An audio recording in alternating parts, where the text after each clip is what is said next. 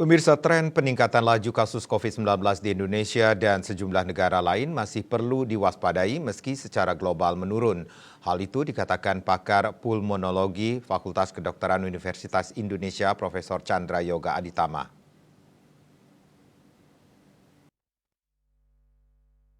Dikonfirmasi di Jakarta dikutip dari kantor berita Antara Kamis 7 Desember, Profesor Chandra Yoga Aditama mengatakan angka kasus COVID-19 secara global sedang menunjukkan penurunan sesuai dengan publikasi Organisasi Kesehatan Dunia WHO per akhir November 2023. Publikasi itu membanding data laju kasus per 28 Oktober hingga 19 November 2023 dengan 28 hari sebelumnya yang menunjukkan ada penurunan kasus 13% dan angka kematian menurun 72%.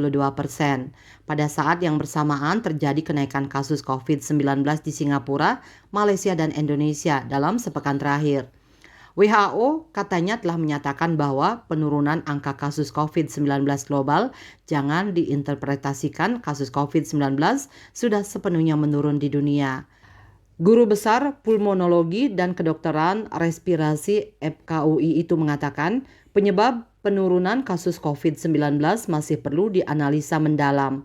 Analisa itu meliputi peningkatan imunitas karena alamiah tertular atau vaksinasi, apakah secara umum pelayanan kesehatan membaik, atau tentu bisa juga karena sistem pencatatan. Mantan Direktur Penyakit Menular WHO Asia Tenggara itu menyebut, penyebab spesifik kenaikan kasus di Indonesia, Malaysia, dan Singapura juga perlu dianalisa. Terdapat sejumlah kombinasi dari beberapa faktor yang mempengaruhi laju kasus COVID-19, yakni penurunan imunitas karena situasi penularan alami sudah rendah atau vaksinasi sudah lama dilakukan. Selain itu, kata Chandra, secara umum pelayanan kesehatan sedang banyak menghadapi masalah infeksi paru dan saluran nafas karena masuk musim hujan.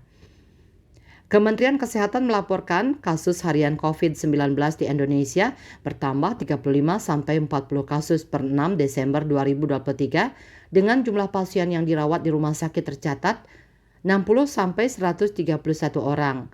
Situasi itu memicu tingkat keterisian rumah sakit saat ini 0,06% dan angka kematian 0-3 kasus per hari. Kenaikan kasus ini didominasi oleh subvarian Omicron XBB 1.5 yang juga menjadi penyebab gelombang infeksi COVID-19 di Eropa dan Amerika Serikat. Selain itu juga dideteksi subvarian EG2 dan EG5. Meskipun ada kenaikan, kasus itu masih jauh lebih rendah dibandingkan dengan saat pandemi yang mencapai 50.000 sampai 400.000 kasus per minggu. Bali Post melaporkan.